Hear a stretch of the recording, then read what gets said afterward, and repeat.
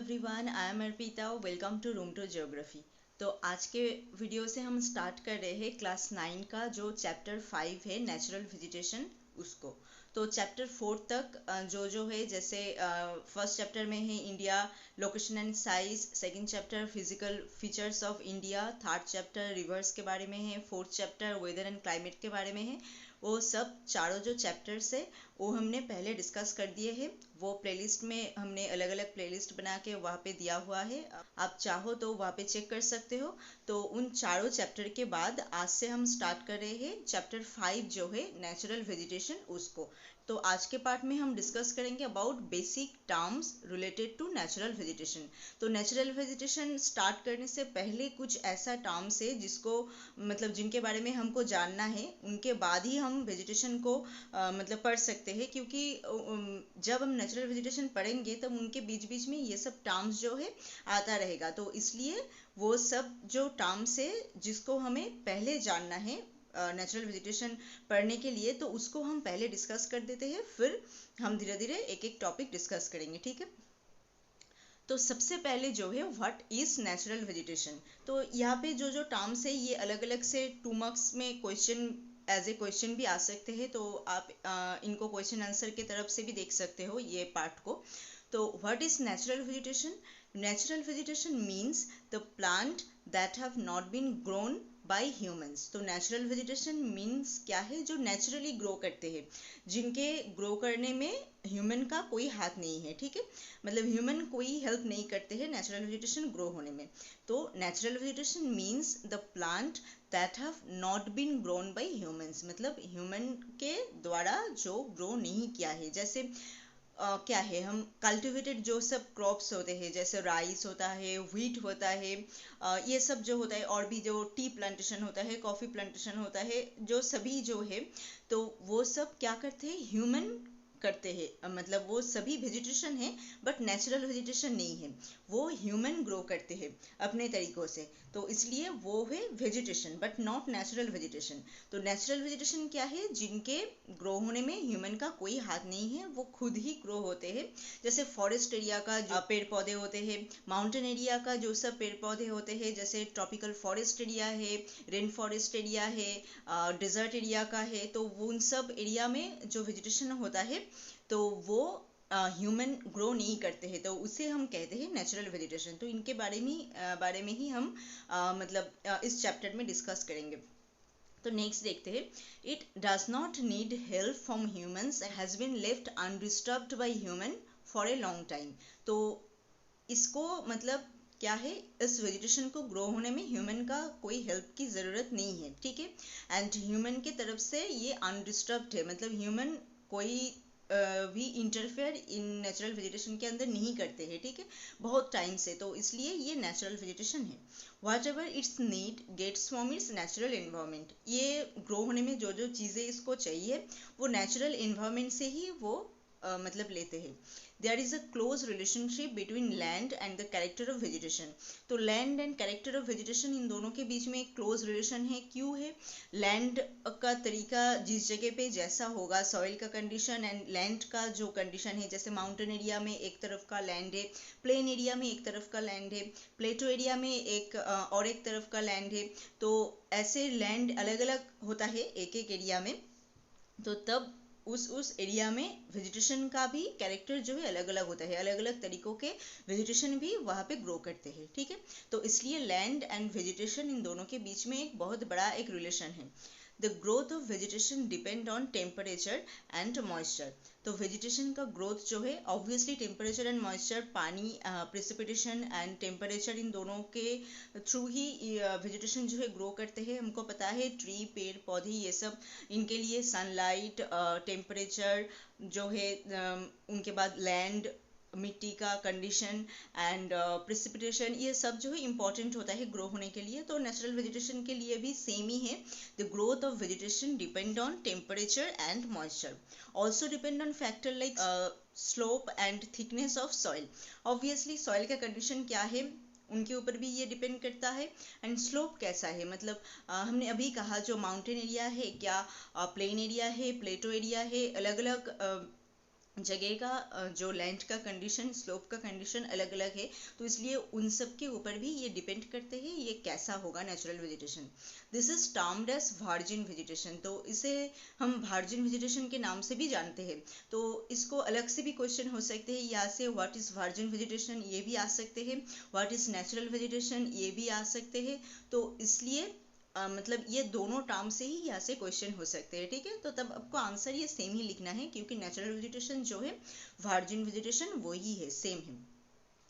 Next है cultivated crops fruit are part of vegetation but not natural vegetation. तो हमने पहले ही कहा है यहाँ पे जो सब कल्टिवेट होता है, ह्यूमन जो सब क्रॉप्स वगैरह कल्टिवेट करते हैं, फ्रूट्स, बहुत सारे वेजिटेशन, वेजिटेबल्स, ये सब जो ह्यूमन कल्टिवेट करते हैं तो वो सब वेजिटेशन है बट नॉट नेचुरल वेजिटेशन, क्योंकि वो सब ह्यूमन इंटरफेयर करते हैं, ह्यूमन इंटरफेयर करके ही बनाते हैं, ठीक है, खुद से बनाते हैं। तो इसलिए वो सब होता है vegetation but not natural vegetation. Natural vegetation mainly जहाँ पे ह्यूमन का कोई इंटरप्शन नहीं है, वो नेचुरली ग्रो करते हैं एंड उनको मतलब ग्रो करने में जो जो चीज़ें ज़रूरत है वो सब नेचुरल इन्वायरमेंट से ही वो कलेक्ट करते हैं, ठीक है। तो ये है मेन द नेचुरल वेजिटेशन। तो नेचुरल वेजिटेशन क्या है? That means plant that have not grown by human. Human का कोई इंटरफेरेंस जहाँ पे नहीं है, ह्यूमन ने मतलब बहुत टाइम से इन सब एरिया में कोई डिस्टर्बेंस नहीं किया है, इंटरफेयर नहीं किया है, तभी जाके ये नेचुरल वेजिटेशन इन सब एरिया में बना है, ठीक है। इनको जो जो चीज़ें ज़रूरत है वो सब नेचुरल इन्वायरमेंट से ही वो कलेक्ट करते हैं। Land and character of vegetation, इन दोनों के बीच में बहुत बड़ा एक रिलेशन है। हमने कहा लैंड का कंडीशन जिस जगह पे जैसे है उनके ऊपर ही निर्भर करके वेजिटेशन उस जगह पे वैसा होता है, ठीक है। वेजिटेशन का जो है ग्रोथ है वो डिपेंड करते हैं टेम्परेचर, मॉइस्चर, इन सब चीज़ों के ऊपर ऑब्वियसली। एंड इसका और एक टर्म है वो है वर्जिन वेजिटेशन। तो ये एक बहुत इंपॉर्टेंट पार्ट है यहाँ से, तो दोनों तरफ से ये क्वेश्चन हो सकते हैं। And cultivate crop fruit and part of that are part of vegetation but not natural vegetation. तो यहाँ से इस तरफ से भी मतलब इस तरह से भी और एक क्वेश्चन हो सकते हैं, आपको दे सकते हैं बहुत सारे मल्टीपल ऑप्शन, जैसे फ्रूट्स, कोई कल्टिवेट क्रॉप्स जैसे राइस, वेट, ये सब दे सकते हैं, वेजिटेबल का नाम दे सकते हैं एंड उनके साथ कोई एक नेचुरल वेजिटेशन एरिया का जैसे ट्रॉपिकल फॉरेस्ट एरिया, ऐसा करके बहुत सारे मतलब ऑप्शन दे सकते हैं। तो उनमें आपको चॉइस करना पड़ा व्हाट इज नेचुरल वेजिटेशन, तो आपको वहाँ से देख के बताना है कौन नेचुरल वेजिटेशन है, क्योंकि कल्टिवेट जो सब क्रॉप है मतलब ह्यूमन जो सब कल्टिवेट करते हैं वो सब नेचुरल वेजिटेशन नहीं है, ठीक है। आपको समझ में आया ये क्वेश्चन? तो ये एज ए 2 मार्क्स भी क्वेश्चन यहाँ से हो सकते हैं। तो नेचुरल वेजिटेशन कुछ दिखने में ऐसा है, तो यहाँ पे आपको दिख के लग रहा है कि यहाँ पे कोई ह्यूमन इंटरफेरेंस है, हो सकता है, मतलब इतना घना जो मतलब एरिया है यहाँ पे ह्यूमन का इंटरफेरेंस नहीं हो सकते, मतलब ह्यूमन ऐसे नहीं कर सकते हैं, ये नेचुरली ग्रो हुआ है, तो इसलिए ये है नेचुरल वेजिटेशन। नेक्स्ट है what is endemic species. Endemic species मतलब क्या है? Endemic species are those that are found in just one region and nowhere else in the world। मतलब कोई एक रीजन में जो स्पीसीज हुआ है उसे हम कहते हैं endemic species. Endemic species are unique to a particular geographic region. तो ये एक यूनिक स्पीसीज है, मतलब उस जगह पे ही सिर्फ मिलता है, ऐसा है जो है वो है endemic species. Some species are endemic to a continent while other can be endemic to an island. तो मतलब क्या है, कुछ ऐसा स्पीसीज हो सकते हैं जो सिर्फ यही कॉन्टिनेंट में ही मिलते हैं, कुछ ऐसा स्पीसीज भी हो सकते हैं जो इस आइलैंड में ही मिलते हैं, कुछ ऐसा स्पीसीज ऐसा भी हो सकता है जो इस स्टेट में मिलते हैं, इस कंट्री में मिलते हैं और अलग जगह पे नहीं मिलते हैं, तो वो उस जगह का एंडेमिक स्पीसीज है। मतलब कोई एक जगह का जो स्पीसीज है उसे हम कहते हैं एंडेमिक स्पीसीज, मतलब जिस जगह जगह पे वो दिख जाता है उस जगह पे ही है उनका ओरिजिन, मतलब उस जगह पे ही है और कोई जगह पे हम नहीं देख पाते हैं, तो उसे हम कहते हैं एंडेमिक स्पीसीज। इनके साथ साथ और एक टर्म आता है एक्सोटिक स्पीसीज। एक्सोटिक स्पीसीज क्या है? Are those that have come from other place which means they are living out from their native place। Exotic species जो है वो अलग जगह से आए हैं, मतलब उनका ओरिजिन जो है कुछ और जगह पे है एंड उनके बाद वहाँ से वो और एक जगह पे आके मतलब रहता है, तो उसे हम कहते हैं एक्सोटिक स्पीसीज। तो उनका जो नेटिव प्लेस है, मतलब जहाँ से उनका ओरिजिन है, तो उस जगह को छोड़ के कोई और एक जगह पे, बाहर का कोई और एक जगह पे आके वो रहता है, इसलिए उसे हम कहते हैं exotic species, also known as alien species. तो ये इसको हम एलियन स्पीसीज के नाम से भी जानते हैं, क्योंकि ये अलग जगह से आते हैं, तो इसलिए इसे हम एलियन स्पीसीज के नाम से भी इनको देखते हैं। They can be both plant and animal that flourish in an environment where they are not native. तो ये प्लांट एनिमल कुछ भी हो सकता है जो उनका एनवायरमेंट नहीं है, जहाँ पे वो मतलब उनका उत्पत्ति नहीं हुआ है, बट रह रहा है कुछ अलग जगह पे, ठीक है, वो है एक्सोटिक स्पीसीज। तो एंडेमिक एंड एक्सोटिक स्पीसीज आपको समझ में आया। एंडेमिक स्पीसीज जो है जहाँ पे उसका ओरिजिन है, उस जगह पे ही वो रहता है, मतलब वो ही उनका प्लेस है, ठीक है। ये मतलब उस जगह का ही वो यूनिक एक स्पीसीज है, मतलब वहाँ पे ही वो मिलता है, बाहर नहीं मिलता है। और एक्सोटिक स्पीसीज कहाँ है, उनका ओरिजिन कुछ अलग जगह पे है, बट रहता है कुछ अलग जगह पे। तो इन दोनों में भी डिफरेंस एज ए क्वेश्चन हो सकते हैं, जैसे endemic species and exotic species दोनों के बीच में डिफरेंस कीजिए, तब आपको यहाँ पे इतने सारे पॉइंट जो है आप लिख सकते हो। जैसे endemic species are those that are found in just one region, exotic species except जो नेटिव प्लेस आप देख सकते हो, मतलब नेटिव प्लेस को छोड़ के कुछ अलग प्लेस में एक्सोटिक स्पीसीज जो है रहता है। एक्सोटिक स्पीसीज एलियन स्पीसीज के नाम से हम जानते हैं। एंड एंडेमिक स्पीसीज में बहुत सारे हो सकते हैं, जैसे ये कोई कॉन्टिनेंट का एंडेमिक हो सकते हैं, मतलब कोई एक ऐसा स्पीसीज जो इस कॉन्टिनेंट में ही मिलते हैं, जैसे यूरोप में मिलते हैं, साउथ अमेरिका में मिलते हैं, ठीक है, मतलब इस कॉन्टिनेंट में ही मिलते हैं, बाहर नहीं मिलते हैं। कुछ ऐसा स्पीसीज ये भी हो सकते हैं, जैसे कुछ एक आइलैंड में ही मिलते हैं, बाहर नहीं मिलते हैं। अलग स्टेट में भी हो सकते हैं, कंट्री में भी हो सकते हैं, जैसे इंडिया में कुछ ऐसा स्पीसीज है जो सिर्फ इंडिया में ही मिलते हैं, बाहर नहीं मिलते हैं, तो उसे हम कहते हैं इंडिया का एंडेमिक स्पीसीज, ठीक है। तो ऐसे करके ये अलग अलग होता है। तो एक्सोटिक मतलब जो जिनका उत्पत्ति कुछ अलग जगह पे है, बट रहता है कुछ अलग जगह में। एंडेमिक मतलब जहाँ पे उनका उत्पत्ति है उस जगह पे ही रहते हैं, एंड उस जगह का यूनिक स्पीसीज है ये, बाहर कोई अब नहीं देख सकते हो उसे, ठीक है। तो आपको समझ में आ गया ये एंडेमिक एंड एक्सोटिक क्या है। तो एंडेमिक में जो है इम्पोर्टेंट है, सिर्फ वन रीजन में मिलते हैं, ये यूनिक है उस जगह का जहाँ पे ये मतलब होता है, उस जगह का। एक्सोटिक मतलब come from other place, which means they are living out from their native place, ठीक है। उनका जो ओरिजिनल प्लेस है उनको छोड़ के कुछ अलग जगह पे आके वो रहता है। नेक्स्ट हम आते हैं what is flora and fauna. तो ये दो टर्म तो आपको बहुत सारे जगह पे मतलब दिखने को मिलेंगे इस चैप्टर में, नेचुरल वेजिटेशन के चैप्टर में। तो फ्लोरा क्या है एंड फौना क्या है।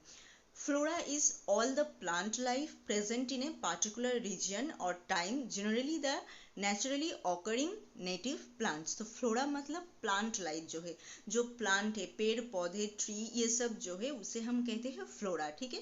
Term flora in Latin means goddess of the flower. तो फ्लोरा इनका मीनिंग क्या है, गॉडेस ऑफ फ्लावर लैटिन में।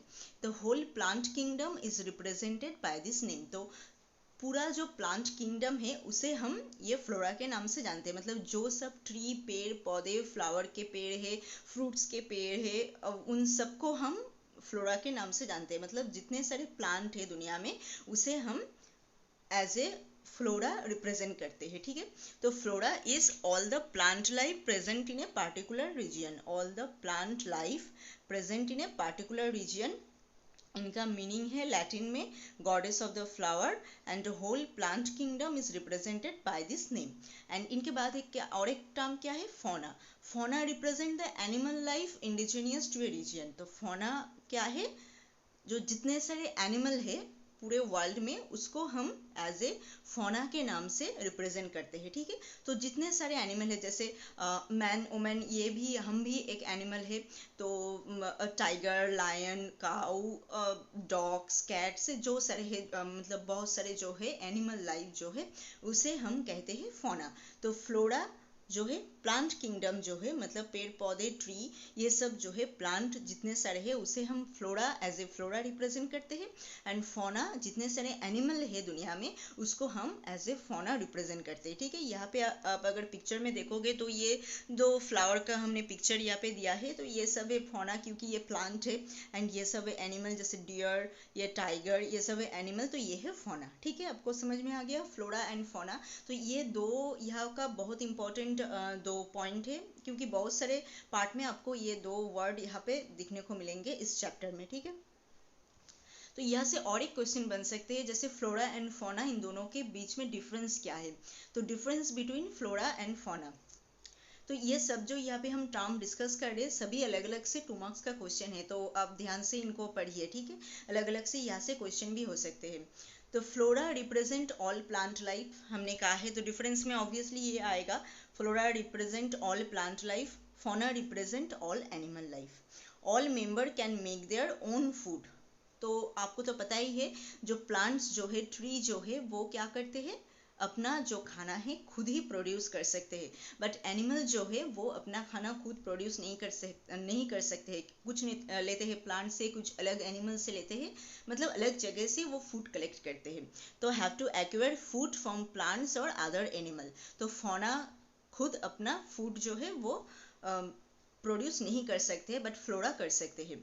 लैक्स मोबिलिटी फ्लोरा में एंड फौना में मेंबर्स आर मोबाइल।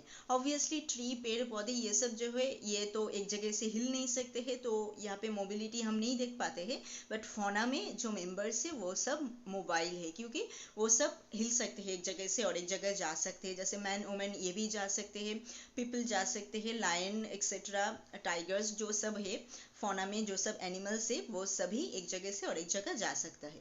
एग्जाम्पल में आप क्या देखेंगे, flora include palm tree, grass, sunflower etcetera, बहुत सारे हो सकते हैं, इनको छोड़ के भी बहुत सारे जो सब प्लांट है वो सभी इस कैटेगरी में आएगा।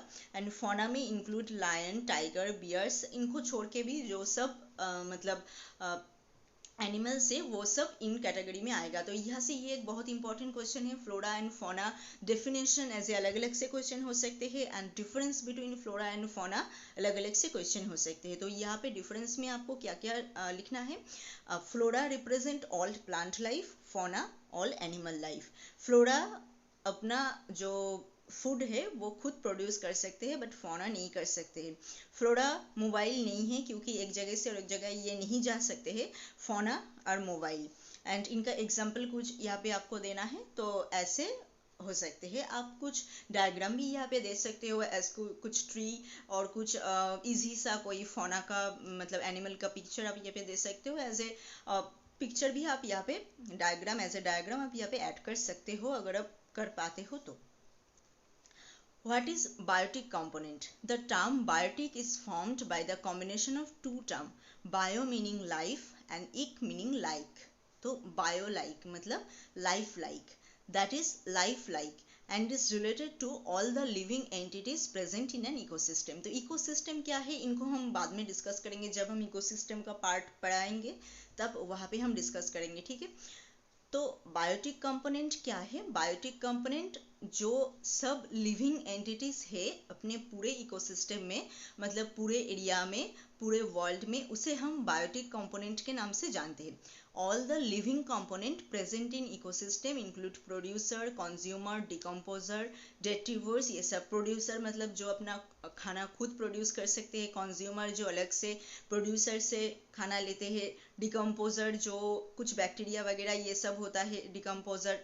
तो प्रोड्यूसर, कंज्यूमर, डिकम्पोजर, डेट्रीवर्स, इन सब के बारे में हम इकोसिस्टम में डिस्कस करेंगे। ठीक है, इकोसिस्टम के ये सब पार्ट है मतलब पूरे वर्ल्ड में जो सब लिविंग ऑर्गेनिज्म है उनको हम अलग अलग से यहाँ पे डिवाइड किया है एज ए प्रोड्यूसर कौन कौन है, कंज्यूमर कौन कौन है, डिकम्पोजर, डेट्रीवर्स ये सब कौन कौन है, ऐसे हम अलग अलग से यहाँ पे कैटेगोराइज किया है। तो सभी जो लिविंग एंटिटीज है पूरे दुनिया में पूरे इकोसिस्टम में उसे हम बायोटिक कंपोनेंट के नाम से जानते हैं। ठीक है, तो all the living component present in an ecosystem is called biotic component. तो आप यहाँ पे देख रहे हो ये है प्रोड्यूसर, ये है प्रोड्यूसर जो अपना खाना खुद ले सकते हैं, ये है कंज्यूमर, ये है डिकम्पोजर जो है कीड़े मकोड़े ये सब होते हैं वो है डिकम्पोजर, आर्टोम ये सब होता है, डिकम्पोजर, डेट्रीवोर्स ये सब है यहाँ पे।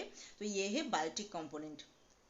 इनके साथ साथ और एक टर्म आता है बायोटिक के साथ साथ, व्हाट इज अबायोटिक कंपोनेंट। उनके ऑपोजिट है, बायोटिक का ऑपोजिट है ये, all the non living chemical and physical factor present in the atmosphere, hydrosphere and lithosphere, उसे हम कहते हैं अबायोटिक कंपोनेंट। तो बायोटिक कंपोनेंट में हमने क्या देखा, all the living organism present in N ecosystem is called biotic component. Abiotic component is non-living chemical and physical factor. ये जो है नॉन लिविंग है, केमिकल एंड फिजिकल फैक्टर ये सब है जो हम एटमॉस्फेयर, हाइड्रोस्फीयर, लिथोस्फीयर इन सब एरिया में जो हम देखते हैं, जैसे sunlight, air, precipitation, mineral, soil, इन सब की भी जरूरत पड़ते हैं। ये लिविंग नहीं है, सनलाइट, एयर, प्रेसिपिटेशन ये सब लिविंग एंटिटीज नहीं है, तो इसे हम कहते हैं abiotic component. This factor have a significant impact on the survival and reproduction of species in an ecosystem.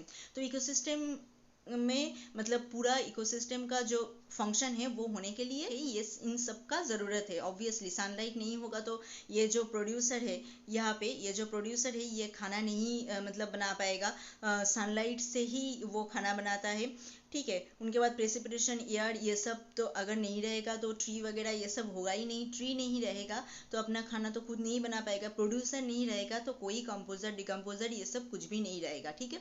तो इसलिए अबायोटिक कंपोनेंट में जो है non living chemical and physical factors उन सब का भी ज़रूरत है पूरे इकोसिस्टम में। वो क्या क्या है, sunlight, air, precipitation, mineral and soil. यहाँ पे इमेज में अगर आप देखोगे तो आपको यहाँ पे हमने दे दिया है विंड, सनलाइट, सॉइल, ये है टेम्परेचर, एटमॉस्फेयर, वाटर, ये सब जो है अबायोटिक फैक्टर है। तो ये दो भी अलग अलग से 2 मार्क्स का क्वेश्चन है एंड एक दूसरे के ऑपोजिट है। तो ऑब्वियसली यहाँ से और एक क्वेश्चन बनता है, biotic component and abiotic component इन दोनों के बीच में डिफरेंस क्या है, वो भी है यहाँ पे। तो difference between biotic and abiotic component, तो यहाँ पे कुछ क्राइटेरिया है जिनके ऊपर बेस करके हमने ये डिफरेंस जो है यहाँ पे दिया है। तो डेफिनेशन के बेसिस में क्या क्या डिफरेंस है बायोटिक एंड अबायोटिक में, तो all the living component present in ecosystem is called biotic component, हमने अभी कहा। All the living component present in an ecosystem is called biotic component and non living component जो है वो है अबायोटिक कंपोनेंट। एंड डिपेंडेंस में क्या है, depend on abiotic. Obviously biotic component खुद तो कुछ नहीं कर सकते हैं, अबायोटिक चीज़ें सनलाइट, एयर, प्रेसिपिटेशन ये सब अगर नहीं रहेगा तो कोई प्रोड्यूसर अपना खाना नहीं बना पाएगा, ठीक है। एंड अबायोटिक कंपोनेंट में क्या है, this factor are completely independent, क्योंकि एयर, सनलाइट एंड प्रेसिपिटेशन ये सब जो है इनको किसी के ऊपर डिपेंड करने की कोई ज़रूरत नहीं है। कुछ भी अगर नहीं रहेगा तब भी ये रहेगा, ठीक है। मतलब इनको रहने के लिए कोई और चीज़ें की ज़रूरत नहीं है, बट बायोटिक कंपोनेंट को ज़रूरत है। अबायोटिक कंपोनेंट को खाना वगैरह ये सब बनाने के लिए, ज़िंदा रहने के लिए जैसे सॉइल, लैंड, इन सब की भी ज़रूरत है। तो biotic component completely dependent on abiotic component, but abiotic component is independent, ठीक है। आपको समझ में आया ये पॉइंट। नेक्स्ट है ऑरिजिन, ओरिजिनेटेड फ्रॉम बायोस्फीयर। ये बायोटिक कंपोनेंट जो है बायोस्फीयर से ओरिजिन हुआ है इनका, and abiotic component lithosphere, hydrosphere, atmosphere इन सब एरिया से इनका उत्पत्ति हुआ है। तो यहाँ से इतने सारे डिफरेंस बन सकते हैं। इनके साथ साथ आप डायग्राम भी दे सकते हो। हमने दोनों डायग्राम जो यहाँ पे दिया है अबायोटिक कंपोनेंट में ये सब हमने लिख के दिया है, तो ये आप यहाँ पे ड्रॉ कर सकते हो डिफरेंस में। एंड बायोटिक में ये प्रोड्यूसर का कुछ यहाँ पे आप ड्रॉ कर सकते हो। तो ऐसे आप यहाँ पे डायग्राम भी दे सकते हो। नेक्स्ट है what is flowering plant, a plant that produce flower, वो है फ्लावरिंग प्लांट। आपको यहाँ पे टर्म में ही दिख रहा है फ्लावरिंग प्लांट, मतलब जो फ्लावर प्रोड्यूस कर सकते हैं उसे हम कहते हैं flowering plant. which are able to grow fruit, seed, flower to reproduce, मतलब फ्रूट, सीड ये सब जो होता है फ्लावर बनाने के लिए, तो वो इसे हम कहते हैं जियोस्पर्म।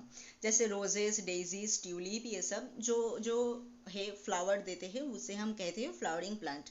There are about 15,000 flowering plant in India which account for 6% of the world total number of flowering plant. तो वर्ल्ड में जितने सारे फ्लावरिंग प्लांट है उनका 6% फ्लावरिंग प्लांट, 15,000 फ्लावरिंग प्लांट हम इंडिया में देख पाते हैं। तो ये एक इंपॉर्टेंट क्वेश्चन यहाँ से हो सकते हैं। तो फ्लावरिंग प्लांट मतलब जो फ्लावर प्रोड्यूस कर सकते हैं, इसको हम और एक टर्म से भी जानते हैं, वो है जियोस्पर्म, ठीक है। तो यहाँ पे जो सब हम पिक्चर यहाँ पे दिया है वो सभी फ्लावर का पिक्चर है, मतलब ये सब ट्री जो है फ्लावर प्रोड्यूस कर सकता है। नॉन फ्लावरिंग प्लांट उनके बाद आता है। What is non flowering plant, some plant don't produce flower and seed, कुछ ऐसा प्लांट होता है सिर्फ फ्लावर एंड सीड ये सब प्रोड्यूस नहीं कर सकता है। Plant such as fern mosses are called non flowering plant. Fern हमने देखा है तो वो है नॉन फ्लावरिंग प्लांट क्योंकि उनमें फ्लावर नहीं होता है। Produce spores instead of seed, तो सीड के बजाय ये स्पोर्स प्रोड्यूस करते हैं। There is also another group called the fungi that include mushroom and this also reproduce by spores. India has many non-flowering plants such as fern, algae and fungi. तो यहाँ पे जो हमने पिक्चर यहाँ पे दिया है ये सब जो ट्री है ये फ्लावर नहीं प्रोड्यूस करते हैं, सिर्फ इनमें पत्ते ही होते हैं, फ्लावर नहीं होता है, तो इसलिए इसे हम नॉन फ्लावरिंग प्लांट के नाम से जानते हैं। तो नॉन फ्लावरिंग प्लांट क्या है, जो फ्लावर एंड सीड ये सब प्रोड्यूस नहीं कर सकते हैं, जैसे फार्न मॉसेस ये सब। इंडिया में हम फार्न एल्गी ये सब देखते हैं, ठीक है, ये सीड के बदले स्पोर से रिप्रोड्यूस करते हैं। तो यहाँ से भी अब एज ए डिफरेंस क्वेश्चन हो सकते हैं, जैसे flowering plant non flowering plant इनका डिफरेंस क्या है हमने दिया नहीं है यहाँ पे, बट यहाँ पे जो पॉइंट है अब एक दूसरे के अगेंस्ट लिख दोगे तो हो जाएगा, ठीक है। Flowering and non flowering plant में डेफिनेशन में ही हम बहुत सारे पॉइंट दे दिए हैं, तो इनको ही हम आप एज ए डिफरेंस यूज कर सकते हो। नेक्स्ट है what is plant community. Plant communities are group of plant sharing a common environment that interact with each other animal population and the physical environment. Plant community मतलब क्या है, पूरा जो plant है, प्लांट का जो पूरा दुनिया है उसे हम कहते हैं प्लांट कम्युनिटी। प्लांट कैसे रहते हैं एक दूसरे के साथ, ऑब्वियसली मतलब शेयर करके रहते हैं। प्लांट जहाँ पे रहते हैं वहाँ पे ह्यूमन भी रहते हैं, एनिमल भी रहते हैं, पॉपुलेशन जो है पूरे वर्ल्ड का वो सब भी रहते हैं, तो सभी एक दूसरे के साथ एज ए शेयर करके मिलजुल के रहते हैं। तो plant communities are those plants, इसे हम कहते हैं प्लांट कम्युनिटी, मतलब पूरा जो प्लांट का जो वर्ल्ड है उसे हम कहते हैं प्लांट कम्युनिटी। तो यहाँ पे आप देख रहे हो ये सब प्लांट है, इमेज में हमने दिया है। प्लांट के साथ साथ यहाँ पे ये सब जो एनिमल वगैरह ये सब भी है यहाँ पे इस प्लांट में देख रहे हो। अब ये जो ट्री है यहाँ पे ये सब रह रहे हैं, ट्री के ऊपर ये है बटरफ्लाई, ये पक्षी है, यहाँ पे कुछ एनिमल्स है ये सब यहाँ पे रहते हैं, ये स्पाइडर का जाल है, ये सब ऐसे रहते हैं। तो प्लांट जो है एक दूसरे के साथ शेयर करके कम्युनिटी में रहते हैं, उसे हम कहते हैं प्लांट कम्युनिटी, ठीक है। What is habitat? A habitat is a place where an organism makes its home. तो habitat मतलब home है, जहाँ पे ये रहते हैं, ठीक है, उसे हम कहते हैं habitat. A habitat meets all the environmental condition and organism needs to survive. तो habitat से ही वो ऑर्गेनिज्म जो रहते हैं वो उनका पूरा जो ज़रूरत का जो चीज़ें हैं वो सब उन जगह से ही लेते हैं। मतलब हैबिटेट एक ऐसा प्लेस है उस ऑर्गेनिज्म के लिए जो उनके ज़रूरत का सारे के सारे चीज़ें प्रोवाइड करते हैं उनके लिए, ठीक है। For an animal that means everything it's need to find and gather food, select a mate and successfully reproduce. तो एनिमल के लिए जो फूड वगैरह एनिमल लेते हैं वो उस जगह पे मिलता है, रिप्रोड्यूस करने के लिए भी पूरा चीज़ें वहाँ पे मिलते हैं, मतलब सक्सेसफुली वो उस जगह पे रिप्रोड्यूस भी कर सकते हैं।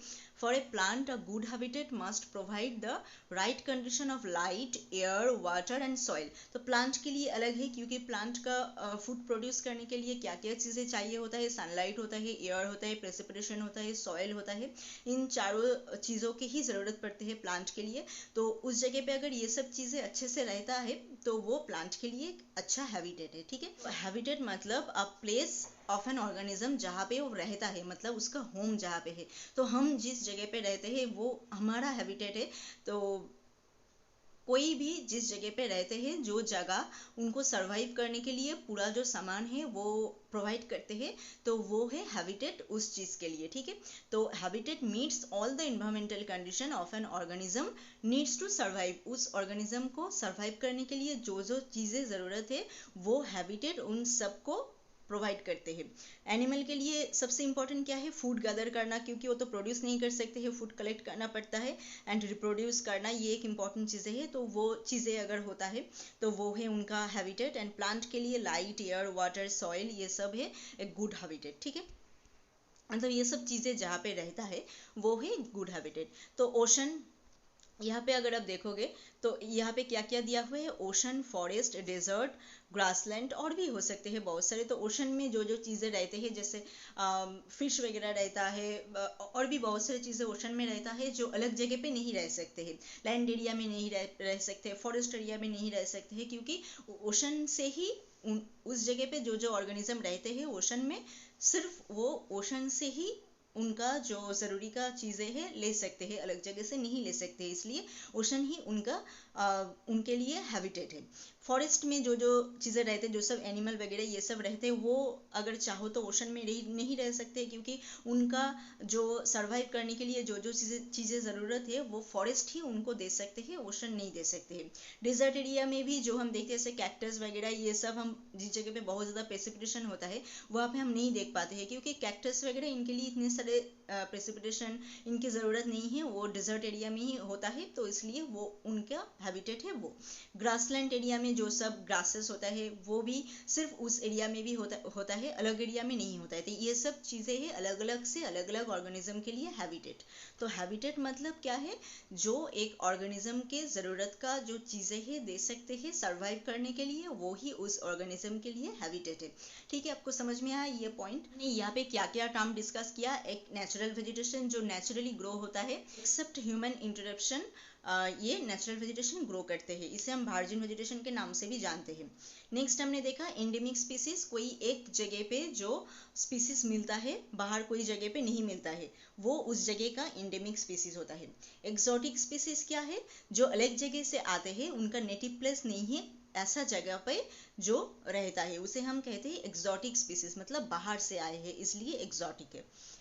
फ्लोरा एंड फोना, फ्लोरा जो पूरा प्लांट का जो कम्युनिटी है उसे हम फ्लोरा कहते हैं, फोना पूरा एनिमल का जो कम्युनिटी है उसे हम कहते हैं फोना। इन दोनों के बीच में डिफरेंस भी हमने यहाँ पे डिस्कस कर दिया है। बायोटिक क्या है, जो सब लिविंग कंपोनेंट है उसे हम बायोटिक कहते हैं, एंड जो सब नॉन लिविंग कंपोनेंट है उसे हम अबायोटिक कहते हैं। इनका भी डिफरेंस हमने यहाँ पे डिस्कस कर दिया है। फ्लावरिंग प्लांट, जो सब प्लांट फ्लावर प्रोड्यूस कर सकते हैं उसे हम फ्लावरिंग प्लांट कहते हैं। नॉन फ्लावरिंग प्लांट, जो सब प्लांट फ्लावर प्रोड्यूस नहीं कर सकते, मेनली फर्न, एल्गी ये सब, तो इसे हम कहते हैं नॉन फ्लावरिंग प्लांट। इनका भी डिफरेंस यहाँ पे हो सकता है जो हमने यहाँ पे नहीं दिया है, जो आप इस मतलब डेफिनेशन का पॉइंट से ही आप क्रिएट कर पाओगे। ठीक है, व्हाट इज प्लांट कम्युनिटी, मतलब पूरा प्लांट का जो कम्युनिटी है उसे हम कहते हैं प्लांट कम्युनिटी।